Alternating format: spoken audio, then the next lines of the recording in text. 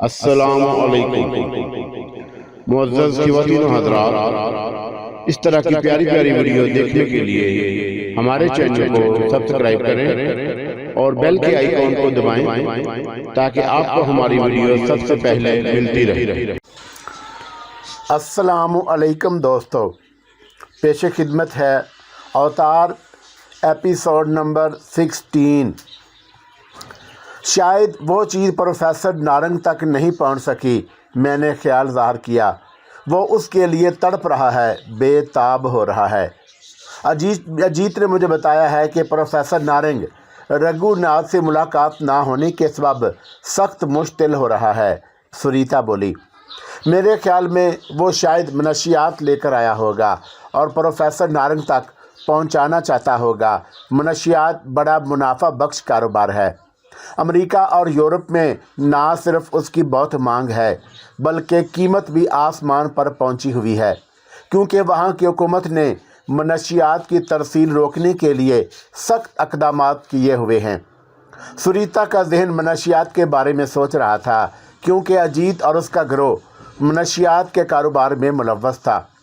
وہ غیر ملکی اسمگلروں سے ہیروئن اور چرس خرید کر ہندوستانی اسمگلروں کے ہاتھوں فروخت کر دیتا تھا، اور اس کے گھنونے جو کاروبار تھے ان میں منشیات فروشی بھی شامل تھی۔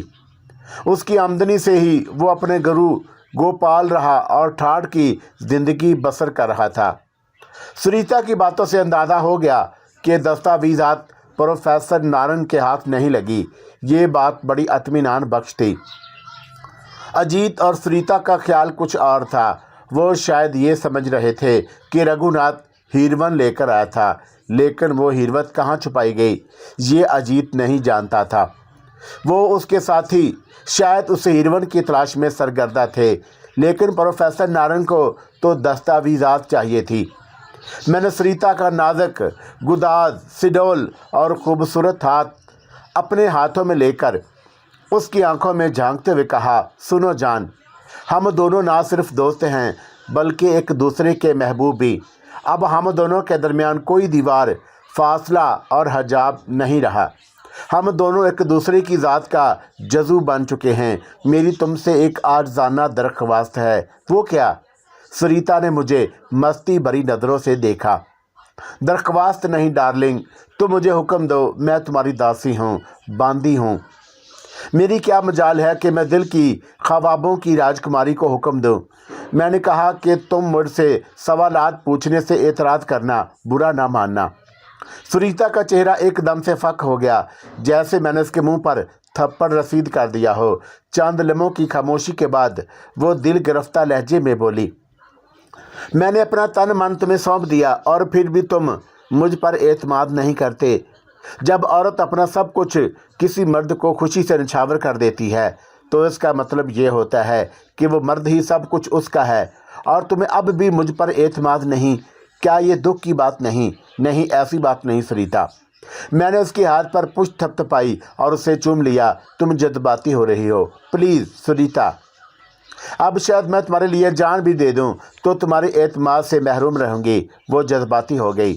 کیا میں اتنی جلدی تمہارے دل سے اتر گئی ہوں دیوا؟ کیا روپا چندروتی سے ملنے کے بعد اب میں تمہاری نظر میں کچھ نہیں رہی؟ سریتا، میں نے اس کا ہاتھ پھر سے تھپتھپایا۔ یہ تم کیا سوچنے لگی ہو؟ کیسی بہکی بہکی باتیں کر رہی ہو؟ تم مجھ سے محبت نہ کرو نہ صحیح، تم مجھ پر اعتماد نہ کرو نہ صحیح، لیکن اس کے باوجود میں تمہارے لیے کام کرتی رہوں گی، تم بے فکر رہو۔ اس کی آنکھوں کی کنائیوں میں موتی دمکنے لگے۔ ایک ذرا سی بات پر جذباتی ہو گئی تھی اور وہ اتنا کہہ کر جام پر جام چڑھانے لگی۔ سریتا، تم مجھے غلط نہ سمجھو۔ کیا میں اپنی جان خطرے میں ڈال کر تم سے ملنے نہیں آیا؟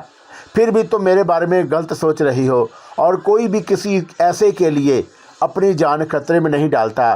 میں نے تمہارے لیے جان کا خطرہ مول لیا، کیا یہ کم ہے؟ تم صرف اپنی غرض کے لیے آئے تھے نا؟ اور وہ اپنا گلاس بھرتے ہوئے بولی، یہی بات ہے نا سریتا؟ میں نے اس کا ہاتھ پکڑ لیا۔ خود کو قابو میں رکھو، تم اچھی بھلی تھی، یہ تمہیں بیٹھے بٹھائے کیا ہو گیا؟ پینا بند کرو۔ تم نے تنہائی کا فائدہ اٹھا کر اپنا الو سیدھا کر لیا۔ وہ اور جذباتی ہو گئی۔ तुम मर्द लोग वैशी और जिस्म के भूखे होते हो। तुम मुझसे मोहब्बत नहीं करते, सिर्फ मेरे जिस्म के तलबगार हो।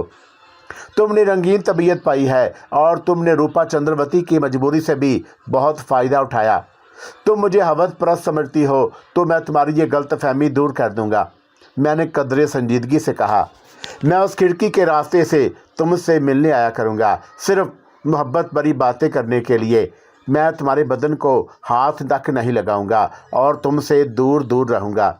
इतना कहकर उसने फिर पैग एक ही सांस में खाली कर दिया। इस वक्त तुम आपे में नहीं हो, मैंने कहा, और तुम्हें खुद पता नहीं कि तुम क्या कह रही हो, और मैं तुम्हारी किसी बात का बुरा नहीं मानूंगा। सुनीता पर पहले ही पैग ने अपना असर दिखाना शुरू कर दिया और उसने बड़ा पैग पिया था और अब तो कुछ ज़्यादा ही असर हो गया और उस पर नींद मदहोशी सी तारी थी। वो उस आलम में बहकी बहकी बातें कर रही थी और मैंने उसकी बातों का कोई असर नहीं लिया था। मैं इस बात को जानता था कि वो तन्हाई में अपनी बात पर कायम नहीं रहेगी। ना जाने क्यों उसने मेरी इस बात का इतना गहरा असर ले लिया था कि जज्बाती हो गई और मैंने उसे सिर्फ इतना कहा था कि मुझसे सवालात करने से एतराज़ करे और उसने मेरी बात का गलत मतलब ले लिया। फिज़ा में मौसीकी की मधुर धुनें गूंज रही थी जिसने माहौल को ख्वाबनाक बना दिया था। डांस फ्लोर नंगा पड़ा था। रूपा चंद्रवती उसके साथी अभी तक जलवा अफरोज़ नहीं हुए थे। तमाशाइयों से तमाम कुर्सियां भर चुकी थी। उन सब की निगाहें बार बार डांस फ्लोर की तरफ उठ जाती। करीब की मेज़ों पर जोड़े पहले ही बराजमान थे और दूसरे मर्द लोग थे। वो सब शरीफ और नसफ किस्म के थे, लेकिन अब उनसे गुंडों ने मेज़ खाली करवाकर उन पर कब्ज़ा किया हुआ था। शरीफ और ठंडे मिजाज के लोग थे, इसलिए उनसे कोई उलझा नहीं। दरअसल ये सब कुछ एक मंसूबे के तहत हुआ और मुझे एक तरह से नरगे में ले लिया गया और उनके ख्याल में मेरी हालत एक चूहे की सी थी जो पिंजरे में फंस चुका हो। चूहे को पिंजरे में फरेब देकर लाने के लिए ऐसा चारा डाला जाता है कि चूहा अंदर आ जाता है। सुनीता को चारा ही बनाया गया। ये गुंडे अजीत के ही थे और मैंने उनका जहन पढ़ लिया था। मैंने यही तासुर दिया कि मैं एक चूहे की तरह फंस चुका हूँ और फरार की राह मसदूद हो चुकी है। किसी खुली जगह पर ये मुकाबल होते तो ज़्यादा लुत्फ़ आता। दो दो हाथ होते, मैं उन्हें ऐसा मज़ा चखाता कि वो सारी ज़िंदगी याद रखते। 2-3 हफ्ते तक बिस्तर पर पड़े रहते और मुझे ख्वाब में भी देखकर डर जाते और उनकी नींदें तक हराम हो जाती। फिर मेरी निगाह दाखिली दरवाजे की तरफ उठ गई। वहाँ गुंडे मुस्तैद खड़े हुए थे। मैं और सरिता उनकी गहरी नज़रों की गिरफ्त में थे। मैंने गैर महसूस अंदाज से उन्हें देखा। वो कुत्ते लगते थे। दूसरी तरफ समुंदर था और मैं उन्हें देखकर मुस्कुरा दिया, इसलिए कि उनका जहन मुझ पर अयां हो रहा था। अब सरिता की हालत कदरे बेहतर थी, मदहोश नहीं रही थी। उसे किसी बात का ख्याल और एहसास नहीं रहा। अजीत ने उसे कहा था कि वहाँ उसके आदमी होंगे। ये बात सरिता के जहन में थी, लेकिन वो किसी वजह से बता ना सकी और उसके बावजूद मैंने उसे खतरे से आगाह करने के लिए झटका दिया। सरिता इस वक्त किसी और ख्याल में गुम थी और उसने इसलिए उसका ख्याल नहीं किया। फिर मैंने एक ज़ात शरीफ को देखा जो मेरी कुर्सी की पुश्त पर अपना पाँव टिकाए बदतमीज़ी से खड़ा हुआ था और उसकी ये हरकत मुझे इश्ताल दिलाने के लिए थी। मैंने अजीत के गुंडों की गैर महसूस अंदाज से गिनती की। वो निसफ दर्जन होंगे। मैंने सोचा कि उसका पाँव मरोड़ दूं, लेकिन मैंने ऐसा इसलिए नहीं किया कि वह मेज़ पर उलट कर गिर पड़ता और उस मेज़ पर एक प्यारा सा जोड़ा बैठा हुआ था। उससे उलझने से अफरा तफरी मच जाती और हंगामा खड़ा हो जाता, बदमज़गी पैदा हो जाती। उस वक़्त रूपा चंद्रवती ने डांस फ्लोर पर आकर डांस करना शुरू कर दिया, इसलिए मैं उसे देखने लगा और उसमें कोई शक नहीं था कि वो एक बेहतरीन रकासा थी। वो अपने फ़न से ज़्यादा जिस्म का हिजान खेद नज़ारा पेश कर रही थी। मर्द उसके जिस्म की हरकत में खो से गए। वो थिरकती, लचकती और बल खाती हुई बरबरा सी जाती और उसे तो किसी नाइट क्लब की रकासा होना चाहिए था। वो हिंदुस्तान के उन नाइट क्लबों में भी जानती तो थी जो मखसूस मेंबरान के लिए था। ये मेंबरान शुरफा, आला अफसरान और अदाकार भी थे और उसके शो का टिकट 5,000 रुपये का होता था और चूँकि उन नाइट क्लबों को पुलिस के आला अहकाम की आशीर्वाद हासिल थी, इसलिए वो कानून की जिद में नहीं आते थे और ना ही रूपा चंद्रवती के आज़ादाना और बेहजाबात रक्स कानून की गिरफ्त में आते थे। जैसे उसे इस बात का लाइसेंस मिला था। मैं दिल्ली के नाइट क्लब में उसका रक्स देख चुका था। अमेरिका और यूरोप में ममनुआ था, लेकिन यहाँ नहीं। वैसे उसने मगरबी रकासाओं को भी मात कर दिया। मैंने महसूस किया कि रक्स के दौरान मैं उसकी तवज्जो का मरकज़ बना हुआ हूँ। वो मुझ में दिलचस्पी ले रही है और उसकी कुछ वजह समझ में नहीं आई।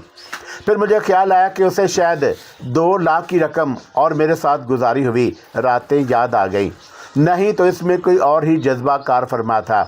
फिर मैंने उसका देन पढ़ा और वही बात थी जो मैंने सोची थी। उसके अलावा एक और डर खौफ भी उसे दामनगीर हो गया। उसने हाल में मौजूद गुंडों को देख लिया और वो ये समझ रही थी कि कहीं उसे फिर से अगवा करने का मंसूबा तो नहीं हो रहा, ताकि उससे बतौर तावान मोटी रकम वसूल की जाए और उसकी इज्जत को आलूदा किया जाए। और उसका खौफ बजा भी था। हर हसीन और नौजवान लड़की उन्हें देखकर यही समझती और उन बदमाशों के तेवर साफ ज़ाहिर थे। वो अकेली ही नाच रही थी और उसने जो स्याह जालीदार फ्राक पहन रखा था वो घुटनों से ऊपर था। उस लिबास में उसका जिस्म शोले की तरह आंच दे रहा था। फिर उसके साथी जैसे ही डांस फ्लोर पर आए, एक तूफान सा आ गया। उसका रक्स और वालहाना हो गया। वो कुछ ज़्यादा थिरकने लगी। उसका जिस्म ऐसे जाविये बनाने लगा था कि मंचले किस्म के नौजवानों ने सीटी बजाना शुरू कर दिया। मैंने गैर महसूस अंदाज से हाल का जायज़ा लिया तो मेरा माथा ठनका। अजीत, गोरिल्ला वीटर और 2-1 बदमाश मेरी खातर तवाज़ा के लिए हाल में तशरीफ़ ला चुके थे। उन्होंने मुझ पर नज़रें मरकूज़ कर दी। मैं उनकी निगाहों की ज़िद में इस तरह था कि मेरी जुम्बश तक नज़रअंदाज नहीं हो सकती थी। मैं अनजान और बेपरवाह सा था और उनके दरमियान सरगोशियाँ होने लगीं। मैंने अजीत और उसके साथियों को जलाने की गरज से सुरीता की कमर में हाथ डालकर उसे और करीब कर लिया और उसके बालों को सहलाया। उस वक़्त तमाशाई पूरी तरह चंद्रवती के जिस्म के सहर में असीर हो गए थे। कोई भी हमारी तरफ मतवज्जा नहीं था। मैंने उस मौके से फ़ायदा उठाया और सुरीता के चेहरे पर झुक गया। थोड़ी देर तक मैं जज्बाती रोमानी अंदाज से झुका रहा। अजीत और उसके साथियों पर जैसे कोई बिजली सी आ गिरी थी। अजीत का चेहरा सुर्ख हो गया और वो गुस्से की हालत में कांपने लगा। उसे तवक्का नहीं थी कि मैं शो के दौरान सुरीता से मनमानी कर सकता हूं और उसके तमाम गुंडे साथी भी खार खाने लगे, क्योंकि सुरीता मुझे बता चुकी थी कि उसके साथी उसके साथ मनमानी करना चाहते हैं, लेकिन उसने कभी अजीत के साथियों का मौका नहीं दिया। मेरी मनमानी करना उन्हें जहर लग गया था और उन्हें नहीं मालूम था कि इस वक्त सुरीता के नशे की हालत में हर एहसास से आ रही है। मेरी जान, मैंने सुरीता के कान में सरगोशी की, क्या ऐसा नहीं हो सकता कि तुम नशे की हालत से निकल आओ? अपने आप को संभालो। रूपा चंद्रवती का जिस्म कितना खूबसूरत है, वो डांस फ्लोर की तरफ इशारा करते हुए बोली, और तुम उससे खूब खेल चुके हो ना। वो माजी की बात थी, अब तुम उस बात को भूल जाओ। मैंने कहा कि अब ये देखो कि यहाँ कौन सा खेल शुरू होने वाला है। खेल? कैसा खेल? कौन सा खेल? वो बेपरवाही से बोली। मुझे कभी किसी खेल से कोई दिलचस्पी नहीं रही। क्रिकेट खेल बहुत पसंद है। ये खेल क्रिकेट वनडे से कहीं सनसीखेज, दिलचस्प और तहय्युर अंगेज है। मैंने कहा, और तुमने ऐसा खेल शायद ही देखा हो। मैं वनडे मैच ही देखती हूँ, वो पलकें झपकाती हुई बोली, क्योंकि उसमें चौके छक्के लगते हैं। लेकिन आज के वनडे मैच में जो नाइट मैच है उसमें छक्का लगाने तुम्हारे पति और वर्ता अपनी टीम के साथ आए हुए हैं। मैंने कहा, और इस असना में वीटर स्टेज पर पहुंचा तो डांस बंद हो गया और उसने माइक संभाला और हाजरीन की तरफ देखते हुए बोला, ख़वातीनो हज़रात, आप लोगों को ये सुनकर खुशी होगी कि हमारे जान और अजीज़ दोस्त मिस्टर देवा कुमार बम्बई से तशरीफ़ लाए हैं। وہ بھی ایک فن اور پیشی کے لحاظ سے بہت بڑے فنکار ہیں اور ان سے میری عاجزانہ درخواست ہے کہ وہ اسٹیج پر آ کر اپنے فن کا بے مثال مظاہرہ فرمائیں۔ سریتا ابھی تک نشے میں دھت تو تھی اور اس کا نشہ اور مدہوشی قدرے کم ہو گئی تھی، لیکن اس اعلان کو سن کر وہ ششدر سی رہ گئی اور پھر اس نے ڈانس فلور کی طرف دیکھا اور پھر میری طرف۔ اسے جیسے یقین نہیں آیا کہ ڈانس فلور پر روپا چندروتی اور اس کے ساتھی ایک طرف کھڑے ہو گئے تھے۔ رقص بند ہو گیا تھا۔ دوسرے لمحے اس نے میری طرف سوالی نظروں سے دیکھا۔ یہ کس لیے اعلان کر رہا ہے؟ اس نے پوچھا۔ کیا تمہیں بھی روپا چندروتی کے ساتھ رقص کرنے کے لیے بلا رہا ہے؟ اس لیے کہ اس کی شامت آ گئی ہے، میں نے جواب دیا، اور وہ فائٹ کے لیے بلا رہا ہے، اس لیے اس نے رقص بند کرا دیا ہے۔ کیا تم ڈانس فلور پر جا رہے ہو؟ سریتا تشویش بھرے لہجے میں بولی۔ نہیں جانی، تم نہ جاؤ، منع کر دو۔ اور میں نے اس کا شانہ دلاسا امیز انداز سے تھپکا اور اس کے رخسار کی ایک زوردار پپی لی اور آہستہ سے بولا، تم میری چنتا نہ کرو، مجھے ان بدماشوں سے نمٹنا آتا ہے۔ 10-12 حرامزادے بھی میرا بال بیکا نہیں کر سکتے۔ پھر میں نے کھڑے ہو کر اجیت کی طرف دیکھا اور اس کے ہاتھ میں ایک آٹومیٹک پستول تھا اور اس کے علاوہ اور گنڈوں کے ہاتھوں میں بھی ریوالور تھے۔ ان کی نالیں رومالوں کے نیچے سے جھانک رہی تھی۔ ہوٹل کے 2-1 ویٹر بھی جھاڑن کے نیچے سے ریوالوروں کی نمائش کر رہے تھے، گویا وہ میرے مقابلے اور میری موت کے لیے ایک پورا دستہ لیے موجود تھا۔ میں نے سور اجیت کو مزید جلانے کے لیے سریتا کا ایک اور گرم جوش بوسہ لیا اور پھر اس کے چہرے کے تاثرات دیکھے بغیر اسٹیج کی طرف اس طرح بڑھا جیسے کوئی فوجی افسر محاذ ختم کرنے کے بعد واپس جاتا ہے۔ میں اس لیے بڑا تھا کہ معذرتی کلمات ادا کر لوں۔ میرے اوپر پہنچنے سے پہلے ہی ویٹر آ گیا اور پھر میرا بازو پکڑ کر مجھے اسٹیج کے اندھیرے گوشے کی طرف لے گیا۔ آج تمہاری ذہانت کچھ کام نہیں دے گی، اس نے سخت لہجے میں کہا، تمہیں ہمارے اشاروں پر رقص کرنا ہوگا۔ اس نے یہ کہہ کر میرے بغلی ہولسٹر سے میرا پستول تیزی اور ہوشیاری سے نکال لیا۔ یہ میں دانستہ کھلونا پستول لایا تھا۔ میں جانتا تھا کہ وہ کسی نہ کسی طرح میرا پستول چھین لینے کی کوشش کریں گے۔ میرا درینہ ساتھی ہوٹل میں محفوظ تھا۔ کیا تم لوگ یہ چاہتے ہو کہ رقص کے دوران میرے پیروں کو نشانہ بنایا جائے؟ میں نے اس انداز سے کہا جیسے ڈر گیا ہوں۔ یہ تو تمہیں ڈانس فلور پر پہنچ کر پتہ چلے گا، ویٹر نے استہزائیہ لہجے میں کہا، لہٰذا جلدی سے چل منہ میاں، شاباش۔ ویٹر نے اچانک اور غیر متوقع مجھے بڑے زور سے ڈانس فلور کی طرف دھکا دیا۔ چونکہ میں اس کے لیے تیار نہ تھا، اس لیے اپنا توازن برقرار نہ رکھ سکا، فرش پر گر پڑا۔ سنبھلنے بھی نہیں پایا تھا کہ 4 عدد بدماشوں نے مجھے اٹھایا، ڈانس فلور پر لے گئے اور پھر موسیقی کی لے پر جھولے کی طرح جلانے لگے۔ میرا تماشا بنا دیا تھا۔ تماشائی میری تضحیک ہوتے دیکھ کر مارے ہنسی کے لوٹ پوٹ ہونے لگے۔ جیسے جیسے موسیقی تیز ہوتی گئی ویسے ویسے ان کی حرکات میں تیزی آتی گئی۔ تھوڑی دیر کے بعد انہوں نے مجھے سمندر کی طرف اچھال دیا۔ فضا میں ایک دل خراش نسوانی چیخ گونجی۔ یہ چیخ سریتا کی تھی یا روپا چندروتی کی، میں تمیز نہ کر سکا۔ کسی اور عورت کی بھی ہو سکتی تھی۔ دوسرے لمحے میں سمندر کی لہروں کی آغوش میں تھا۔ میں نے ان بدماشوں کے ذہن سے جان لیا تھا کہ وہ میرے ساتھ کیا سلوک کرنے والے ہیں۔ میں ان مسئلہ بدماشوں سے الجھ کر اپنی جان گنوانا نہیں چاہتا تھا۔ میری جان اتنی سستی نہیں تھی۔ کسی بھی جان کسی کی بھی سستی نہیں ہوتی۔ میں نے رقص کے دوران اجیت کا چہرہ دیکھا۔ میں نے جو سریتا کے ساتھ منمانی کی تھی اس نے اسے چراغ پا کر دیا تھا۔ وہ اندر ہی اندر کڑ کر رہ گیا اور اس کا بس چلتا تو وہ مجھے گولی مار دیتا، لیکن کسی وجہ سے وہ ایسا نہ کر سکا تھا۔ مجھے اس لیے پھینکا گیا تھا کہ میں شاید کسی پتھر سے ٹکرا کر مر جاؤں گا، میرا سر پاش پاش ہو جائے گا، جسم کی ہڈیاں ٹوٹ کر چکنا چور ہو جائیں گی، لیکن میری زندگی تھی، میں بچ گیا اور ان کا منصوبہ بری طرح ناکام ہو کر منہ چڑانے لگا تھا۔ مجھے 100 فٹ کی بلندی سے کسی پتھر کی طرح سمندر میں پھینکا گیا۔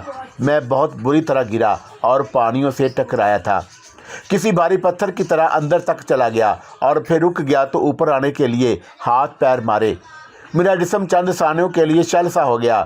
جب میرا سر پانی سے باہر نکلا تو میں نے اپنا منہ پورا کھول کر تازہ ہوا لی۔ گو پانی خاصا پیٹ میں چلا گیا تھا۔ تازہ ہوا کی وجہ سے مجھے جیسے ایک نئی زندگی مل گئی۔ اب میں پوری طرح سنبھل گیا تھا، میری حالت میرے قابو میں تھی، توانائی بحال ہونے لگی۔ ڈانس فلور سے تیز روشنی پھینکی گئی تاکہ میرا حشر نثر دیکھا جا سکے۔ خوش قسمتی سے میں اس روشنی سے دوسری سمت اور دور بھی تھا۔ روشنی اس سمت نہیں آ سکتی تھی اور پھر سمندر پرسکون بھی نہیں تھا۔ اس کی لہریں ساحل اور پہاڑوں سے ٹکرا رہی تھی، اس لیے رات کے گہرے سناٹے میں ایک شور سا گونج رہا تھا۔ ڈانس فلور سے ہنسی اور کہکوں کا جو شور سنائی دے رہا تھا وہ صریف النفس تماشائیوں کا نہیں تھا، یہ اجیت کے گرگے تھے جو میرا مذاق اڑا رہے تھے۔ ان کا خیال تھا کہ میں سمندر کی نظر ہو گیا ہوں۔ میں نے دل میں فیصلہ کر لیا کہ ان میں جتنے بھی حرامزادے ہیں انہیں بخشوں گا نہیں، اور ان میں سے ایک ایک سے چن چن کر بدلہ لوں گا، مزہ چکھاؤں گا۔ اور مجھے اس اندھیرے میں کنارہ نظر آ گیا تھا۔ میں پانی میں تیرتا ہوا وہاں جا پہنچا اور ریت پر لیٹ کر سستانے لگا۔ میں ایک چٹان کی اوٹ میں تھا، اس لیے محفوظ تھا، وہ یہاں نہیں آ سکتے تھے، اور پھر وہ مردہ سمجھ کر خوش ہو رہے ہوں گے کہ میرا باب بند ہو گیا۔ میرا کوٹ اور جوتے سمندر کی نظر ہو گئے۔ ویٹر نے میرا پستول نکال لیا تھا اور میں یوں بھی کھلونا پستول لایا تھا۔ میں چٹان کی اوٹ میں تھا، اس لیے ڈر اور خوف کی کوئی بات نہیں تھی۔ اب حالات نے ایک نیا رخ اختیار کر لیا۔ مجھے خیال آیا کہ پہلی فرصت میں اپنی گاڑی تک جا پہنچوں، اس لیے کہ میرے دوسرے مسائل حل ہو جائیں گے اور بدماش میری موت کا جشن منا رہے ہوں گے، خوشی سے سرشار ہوں گے۔ کیا سریتا کو میری موت سے خوشی ہوئی ہوگی، روپا چندروتی کو بھی۔ میں جلد ہی پارکنگ لاٹ میں پہنچ گیا۔ میری بیوک مجھ سے زیادہ دور نہیں تھی، لیکن وہاں تک پہنچنا ایسا تھا جیسے ہزاروں میل کی مسافت طے کرنا، کیونکہ وہاں اندھیرے میں دو بدماش موجود تھے اور ان کے سگریٹ پینے سے ان کی موجودگی کا پتہ چلا تھا۔ میں سوچنے لگا کہ کیا کروں، اور ان کے ذہن سے معلوم کر لیا تھا کہ وہ اجیت کے بدماش ہیں۔ اجیت انہیں وہاں پہرا دینے پر کھڑا کیا ہوا تھا کہ اگر میں کسی طرح ان سے نرگے سے نکل آیا تو میری خبر لیں۔ وہ مسئلہ بھی تھے، اور ان کے پاس نہ صرف ریوالور بلکہ چاقو بھی تھے، میری گاڑی کے قریب موجود تھے۔ کوئی ایسی چیز نہ تھی کہ جس سے میں ان پر قابو پا سکوں، اور مجھے کوئی ڈنڈا یا سریا مل جاتا تو میں ان کی کھوپڑی چٹکا دیتا۔ اب ڈنڈا، ہاکی، لوہے کا سریا کہاں مل سکتا تھا اور اسے کہاں تلاش کر سکتا تھا؟ میں سوچ رہا تھا کہ کیا تدبیر کروں اور کس طرح ان بدماشوں پر قابو پاؤں۔ میری نگاہ روپاوتی کے سفید مرسڈیز پر پڑی۔ وہ مجھ سے زیادہ فاصلے پر نہیں تھی اور بدماشوں کی عقب میں تھی۔ وہ مخالف سمت دیکھ رہے تھے اور وہاں تک میرا پہنچنا دشوار نہیں تھا۔ انہیں میری آہٹ بھی سنائی نہیں دے سکتی تھی، اور میں نے وہاں تک پہنچنے میں ایک لحظہ بھی دیر نہیں کی۔ ایک ایک لمحہ قیمتی تھا۔ میں رینگتا ہوا اس سفید مرسڈیز تک جا پہنچا، اور پھر اس خیال سے میرا جی روب گیا کہ گاڑی مکفل ہوگی۔ میرے پاس کوئی چابی یا تار نہ تھا، ورنہ گاڑی کھول لیتا۔ میں نے ہینڈل گھمایا۔ خوش بختی تھی کہ اس کی گاڑی مکفل نہیں تھی، اور میں نے بے آواز دروازہ کھولا اور میں نہایت خاموشی سے اندر پچھلی نشست کے فرش پر لیٹ گیا اور اس کا انتظار کرنے لگا۔ اس کے ساتھ جو شوفر آیا تھا وہ شاید چھٹی لے کر چلا گیا تھا، کیونکہ وہ گاڑی کے پاس موجود نہ تھا۔ کوئی 20 منٹ کے بعد روپا چندروتی کوئی رومانی گیت گاتی ہوئی آتی ہوئی معلوم ہوئی۔ میں فرش سے چپک گیا اور اس وقت وہ گاڑی اسٹارٹ کرنے لگی اور میں نے اسے پیچھے سے دبوچ لیا۔ میرا ایک ہاتھ اس کے کندھے پر اور دوسرا ہاتھ اس کے منہ پر تھا کہ وہ چیخ نہ سکے۔ وہ میرا ہاتھ کاٹنے لگی تو میں نے کہا، مس روپا چندروتی، میں دیوا کمار ہوں، اور میں نے یہ حرکت اس لیے کی ہے کہ تم چیخنا نہ شروع کر دو۔ روپا چندروتی نے عقبی آئینے میں مجھے دیکھا اور میں نے اس کے منہ سے ہاتھ ہٹا لیا۔ روپا چندروتی کو اس بات پر سخت حیرت تھی کہ میں زندہ کیسے بچا۔ مجھے عقبی آئینے میں دیکھ کر یقین نہیں آیا کہ یہ میں ہوں۔ تم واقعی زندہ سلامت ہو؟ روپا چندروتی نے مجھے عقبی آئینے میں منجمد آنکھوں سے دیکھا۔ مجھے یقین نہیں آ رہا دیوا۔ ہاں، میں زندہ ہوں، میں نے کہا، اور اس میں یقین نہ کرنے والی کیا بات ہے؟ میں زندہ نہ ہوتا تو گاڑی میں موجود کیسے ہوتا؟ میں نے سنا ہے کہ جب کوئی حادثاتی موت مر جاتا ہے تو بدرو بن کر دنیا میں آ جاتی ہے۔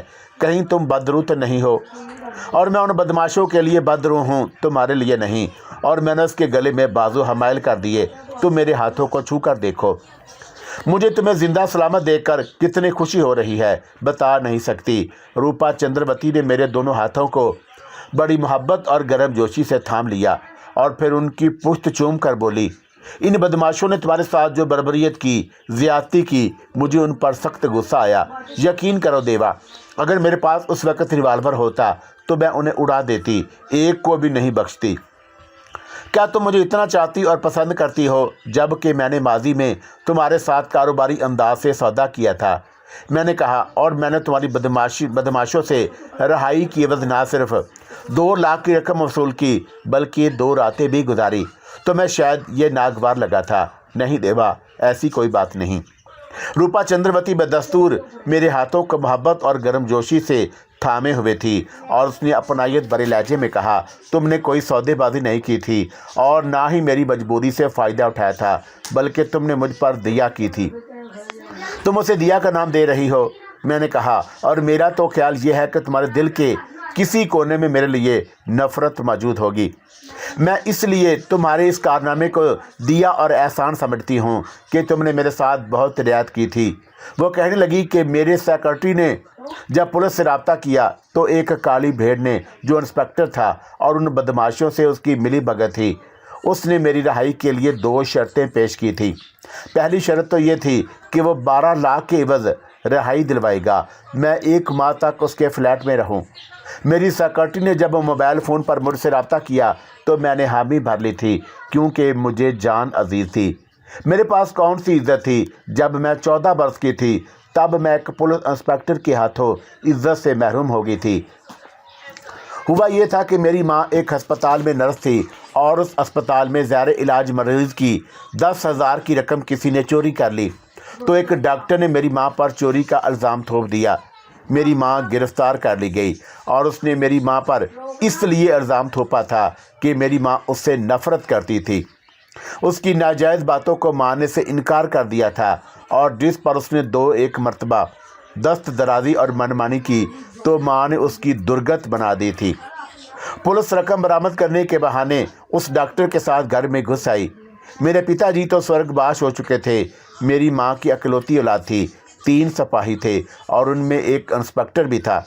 उन चारों ने पूरा घर छान मारा और जब रकम बरामद नहीं हुई तो उन चारों ने मेरी माँ और मेरे साथ इज्तिमाई ज़्यादती की। मैं पुलिस को कैसे भूल सकती हूँ? मैं आज तक उन्हें भूल सकी हूँ और ना कभी भूलूंगी। उनके खिलाफ जो नफ़रत है वो आज भी मेरे सीने में आग की तरह भड़कती रहती है। किसी ने मेरी सेक्रेटरी को तुम्हारे बारे में बताया। मेरे 1 लाख 2 लाख और 2 रातें नज़र करना मुश्किल न था और मैंने सेक्रेटरी से कहा कि तुमसे रब्ता करे। मैंने जो 2 रातें तुम्हारी नज़र की थी उसमें मेरी मर्ज़ी खुशी शामिल थी और तुम पर एक दोस्त और महबूब की तरह मेहरबान हुई थी। ऐसे लगा था कि मेरी तुमसे शादी हुई है। ये सुहाग रातें हैं और तुम मेरी ज़िंदगी में आने वाले पहले और शायद आखिरी मर्द हो जिसमें शाइस्तगी थी और तुमने अपना ज़्यादा वक्त मुझसे बातें करने में गुजारा। तुम हवस परस्त ना थे। दूसरे मर्द जो मुझे वक्त गुजारी के लिए बुलाते हैं उन्हें सिर्फ़ और सिर्फ जिस्म से दिलचस्पी होती है। वो एक एक दमड़ी वसूल करते हैं। तुमने एक खिलौना नहीं बनाया और मेरे जिस्म से एक गाह की तरह नहीं खेला। इसलिए मेरे दिल में आज भी तुम्हारे लिए मोहब्बत के जज्बात हैं। तुम्हें अंदाज़ा हो चुका है कि इस वक्त मैं सख्त ख़तरे में हूँ। मैंने कहा, और मुझे अंदाज़ा ना था कि तुम जितनी हसीन हो तुम्हारा मन उसकी तरह खूबसूरत है। और उस रात मैं तुम्हारा कुर्ब, मोहब्बत भरी बातें और खलूस से पेश आना नहीं भूला हूँ। मैंने 2 लाख की रकम लेने से इनकार किया था और तुमने ज़बरदस्ती मुझे दे दी थी। तुम्हारी जगह कोई और औरत रकम नहीं देती। मैं इस बात को आज भी नहीं भूला हूँ। तुम मेरे साथ मेरे घर चलो। पारो चंद्रवती ने बड़े खलूस से पेशकश की। मैं फ्लैट में अकेली ही रहती हूँ। हम दोनों के सिवा कोई ना होगा। अंधे को क्या चाहिए 2 आँखें, और वैसे भी मैं उसके साथ बादल नाखवास्ता चला गया। वक़्त और हालात ऐसे थे कि कोई भी भरोसे के लायक नहीं था।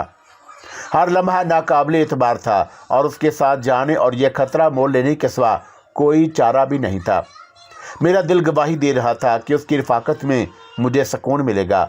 वो मुझे अपने यहाँ ले जाने के लिए बेचैन थी। जब मैंने उसका ज़हन पढ़ा तो मेरे तमाम शकूक ख़त्म हो गए। मेरा ख्याल था कि अजीत ने कहीं उसे मोहरा ना बनाया हुआ हो क्योंकि उसके गुंडों ने मुझे रूपा चंद्रवती से खासी देर तक गुफ्तगू करते हुए देखा था। मैं उस पुरखलूस बस्ती को देख रहा था जिसने खतरात की परवाह नहीं की थी।